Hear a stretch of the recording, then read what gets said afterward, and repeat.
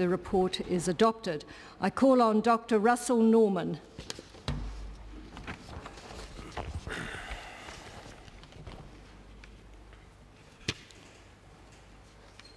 Madam Speaker, so here I am, inside the People's House, tēnā koutou. I look around, we are inside the People's House where so many words have been spoken, where words have transformed into deeds, deeds that have changed this country, sometimes even for the better. I look around and I see men and women with the power to do good, to change things for the better. I hope that we choose to do so. I want to greet those who have come before me. I want to remember my predecessor, Rod Donald. Rod achieved a great many things in politics, but perhaps one of his greatest achievements was to make this Parliament much more democratic. Without Rod's leadership in making the case for MMP, we wouldn't have parties like the Greens in Parliament today. The elected dictatorship would still hold sway. Rod, go forth from here, go to the other side. I want to remember my late father, Colin Norman. Col was someone who had a deep, enduring passion for science and engineering. My dad also really understood the opportunities that he got because of the social democratic movement that came out of the Depression and the war. I share his passion for fairness and for science. Go forth from here, go to the other side.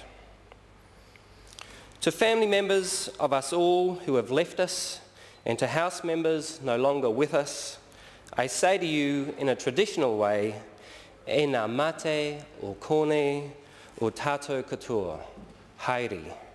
Haere ki tua o te kahurangi.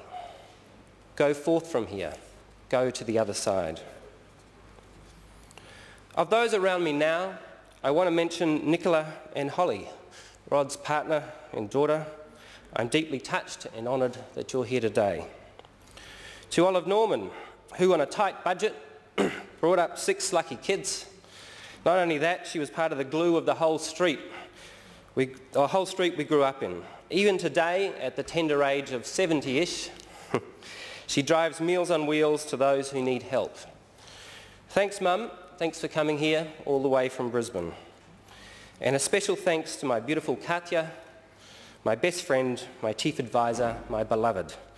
May this election year have a better outcome than the last in more ways than one. To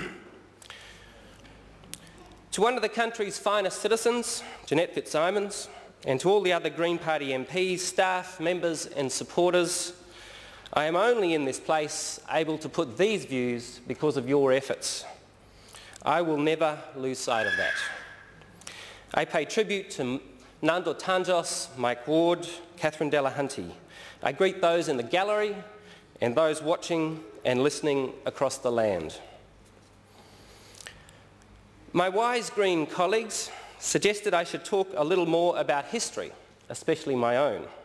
But first I want to talk about what our country's like now. I want to talk about those Kiwis less fortunate than us here. Those tens of thousands of New Zealanders successive governments have marginalised. People who have become outsiders, outlaws and outcasts. And I say have become because outsiders are not born, they are made. On the same day that I was sent to Parliament last Friday, a man named Sean was sent to prison for 12 years.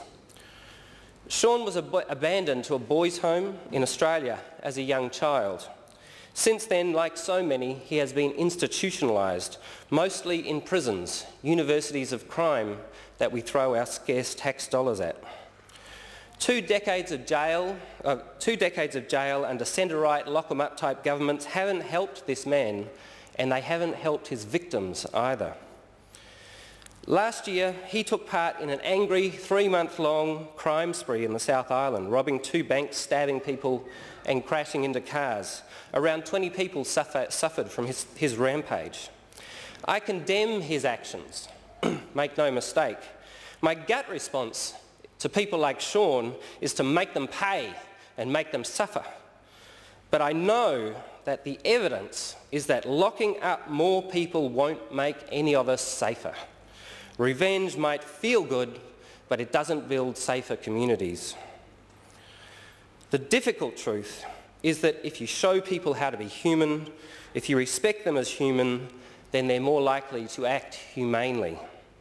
In the past 20 years, we've doubled our prison population, and yet we are no safer in our homes and on our streets.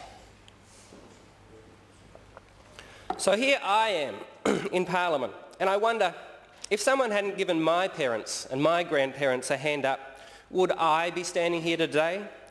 My parents were from poor Depression-era families. My grandparents were born around the turn of the century, and by the time my parents were born in 1930, things weren't going so well.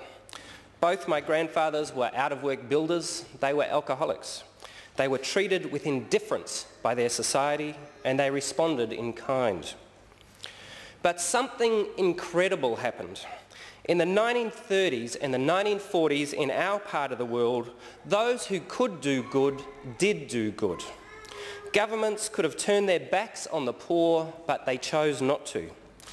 They chose instead to change the destiny of millions of lives, including my parents, for the better. My parents were able to access affordable government housing and family benefits. They were able to access the opportunity of education. Although my parents were poor for a long time, my dad was able to get a trade as a fitter and turner, then get his steam ticket and work in the sugar refineries of North Queensland. He then got to university and became an engineer. My mum received family support from the state to bring up a family and to get them through school. My parents and the generation before them built a nation, and they built it on justice and a fair go. It's been said that the soul of a nation is found in the homes of its people. Back in Brisbane, we lived in a Housing Commission house in a Housing Commission suburb. My mother still lives there. It has weatherboards and fibro walls. We were lucky. It was cheap. The mortgage was for 45 years and we had a place that we could call home. And no, this doesn't mean that a State House kid can do anything. It means that state commitment of resources towards housing and education can really make a difference. Those governments proved that compassion could triumph over competition, that we are all part of the human family and deserve to be loved and looked after, especially when we're down on our luck. And we remember those who showed their love. At Bastion Point,